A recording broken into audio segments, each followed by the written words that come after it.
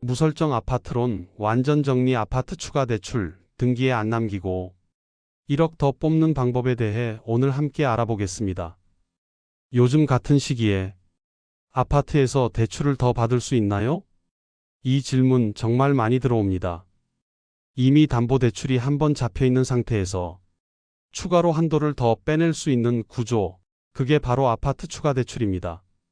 근데 많은 분들이 이걸 단순히 같은 집으로 대출 더 받는 거라고 착각하시는데 실제로는 조건이 완전히 다릅니다. 자, 일단 핵심부터 말씀드릴게요. 아파트 추가 대출은 시세 대비 여유분이 있을 때만 가능합니다. 예를 들어 지금 사는 아파트가 6억짜리인데 기존에 2억만 대출돼 있다? 그럼 나머지 4억 중 일부는 조건만 맞으면 추가로 뽑을 수 있다는 거예요. 근데 중요한 건 이걸 무턱대고 은행에 가서 이야기하면 안 돼요 소리밖에 못 듣습니다. 왜냐? 은행은 기존 대출 기준으로만 심사하거든요.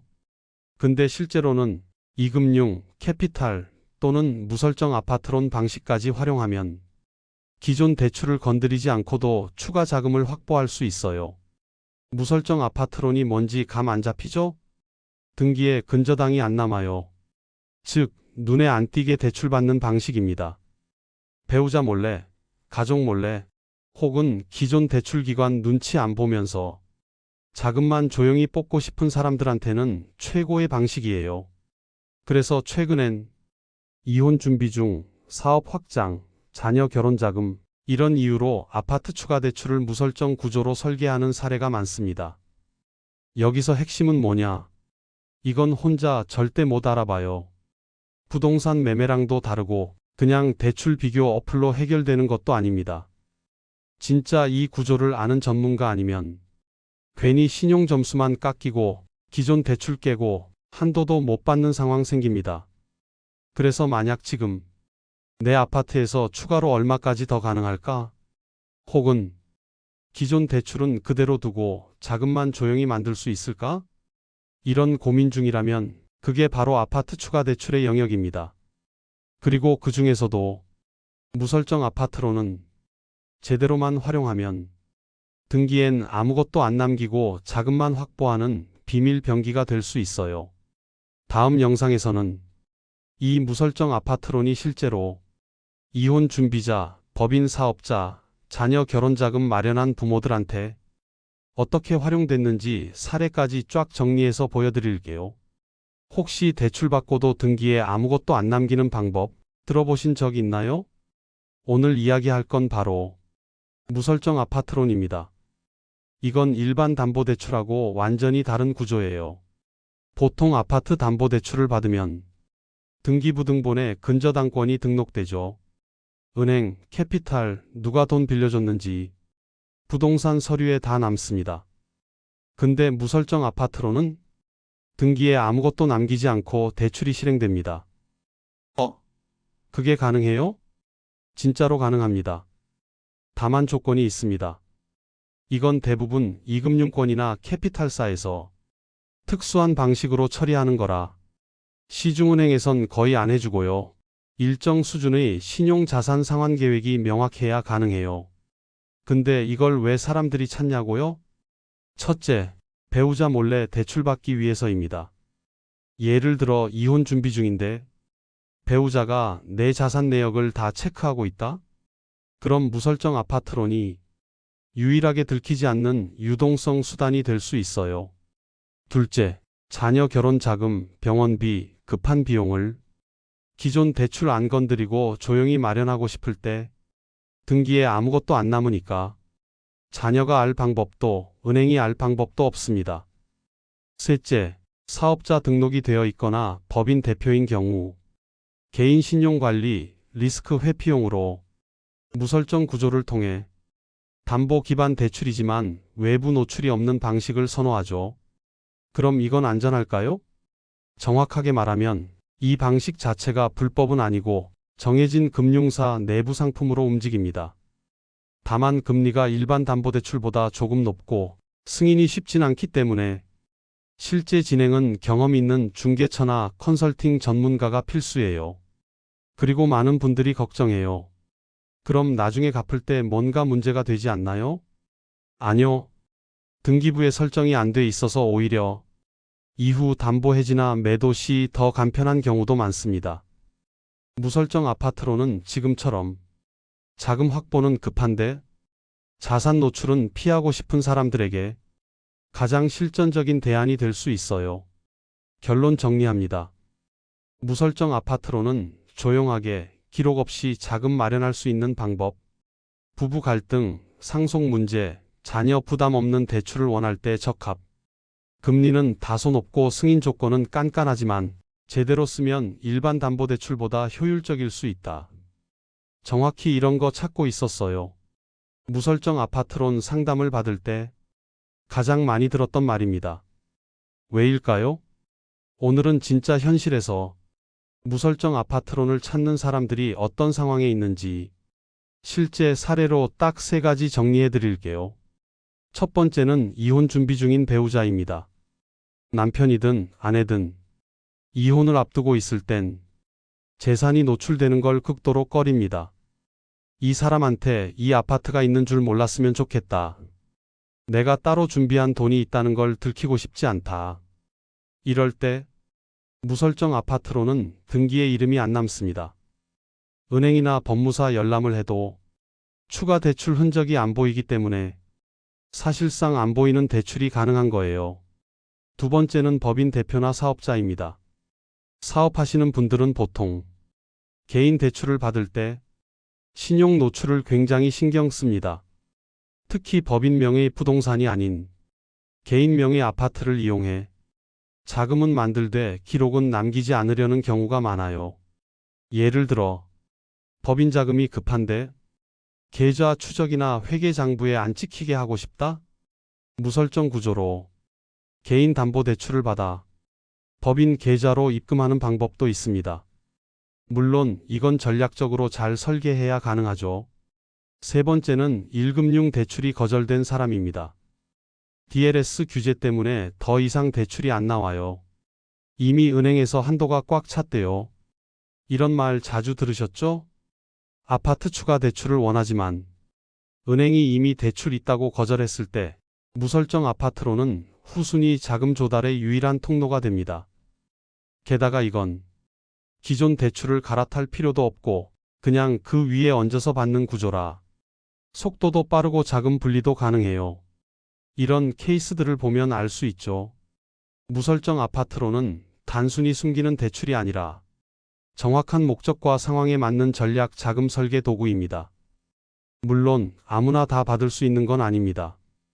신용, 소득, 부채 비율, 아파트 시세, 기존 대출 구조 등 하나라도 안 맞으면 승인 거절이 나오기 때문에 설계는 반드시 전문가와 함께 해야 합니다. 이 정도면 더 이상 대출 못 나옵니다. 이런 말 은행에서 많이 들어보셨죠? 근데 실제론 그 뒤에 더 나올 수 있는 구조가 있습니다. 오늘은 실제 아파트 추가 대출 사례 중 한도를 극대화했던 3가지 전략을 알려드릴게요. 첫 번째 전략은 1금융권, 2금융권 연계 구조입니다. 예시로 6억짜리 아파트를 갖고 있는 김 씨, 1금융에서 이미 2억 5천 대출이 있었고 더 이상 한도가 안 나온다는 얘기를 들었습니다. 그런데 시세 대비 담보 여력이 여전히 남아 있었어요. 이때 기존 대출을 손대지 않고 2금융권에서 무설정 아파트론 방식으로 후순위 8천만 원을 더 뽑은 사례가 있습니다. 등기에 흔적도 안 남았고 자녀에게도 노출되지 않았습니다. 여기서 핵심은 1금융은 그대로 두고 2금융을 별도 루트로 구성했다는 점입니다. 이렇게 하면 이자 구조도 분리되고 기존 신용 등급 하락도 피할 수 있어요. 두 번째 전략은 배우자 공동명의 회피 설계입니다.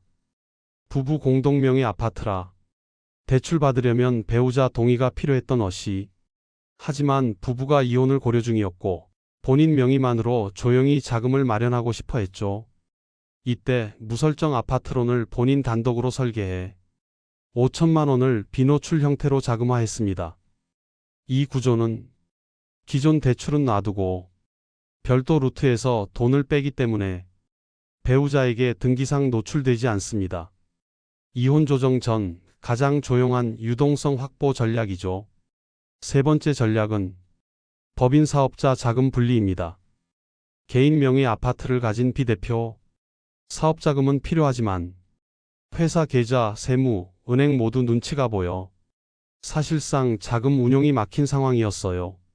여기서 비대표는 개인 명의 아파트를 담보로 무설정 아파트론을 이용해 1억 원의 현금을 뽑았고 그걸 법인 계좌로 이동했습니다. 외부 노출 없이 자금이 회사에 들어갔지만 기록상엔 아무 흔적도 남지 않았어요.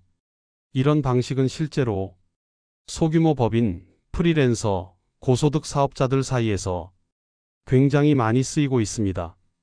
세 가지 전략 정리합니다. 1금융, 2금융 분리 구조, 배우자 회피형 단독 대출 설계, 법인 자금 확보용 무노출 구조. 이 전략들 혼자선 못합니다. 시세, 대출 잔액, 소득 구조, 부채 비율까지 전부 보고 설계해야 한도도 극대화되고 승인도 빨라집니다. 지금까지 무설정 아파트론에 대해 좋은 점만 이야기한 것 같죠? 근데 진짜 중요한 건 이겁니다. 무설정이니까 무조건 좋다? 아니요. 이건 상황 따라 완전히 달라집니다. 오늘은 무설정 아파트론이 가진 위험 요소, 그리고 이걸 어떻게 똑똑하게 활용할 수 있는지 한 번에 정리해 드릴게요. 먼저 가장 많이 오해하는 포인트? 등기에 아무것도 안 남으니까 무조건 안전한 거 아니냐? 그렇지 않습니다. 첫 번째 위험은 금리입니다. 무설정 구조는 기본적으로 후순위 대출이에요. 1금융처럼 낮은 금리는 기대하기 어렵고 69% 사이의 이자가 붙는 경우도 적지 않습니다. 그 말은 장기 대출이 되면 부담이 눈덩이처럼 커진다는 뜻. 그래서 무설정 아파트로는 딱 잘라서 말하면 단기 자금 용도로만 써야 합니다. 3개월 1년 이내에 정리될 수 있는 구조가 가장 이상적이에요. 두 번째 위험은 승인 실패 시 신용만 깎일 수 있다는 점. 등기엔 안 남아도 조회는 들어갑니다. 즉, 신청은 했는데 안 되면 대출 시도했다는 흔적만 신용보고서에 남을 수 있어요. 이걸 막으려면 정확한 조건, 승인 가능성 사전 진단을 전문가를 통해 먼저 확인하고 움직여야 합니다. 세 번째는 도용 피해, 불법 중개주의입니다. 무설정으로 해줄게요 하면서 명의를 도용하거나 서류를 마음대로 쓰는 사기 중개 업체도 있습니다. 특히 급하게 자금이 필요한 사람일수록 이런 유혹에 쉽게 노출돼요. 그래서 절대 무조건 해준다는 말만 믿고 개인정보 넘기면 안 됩니다.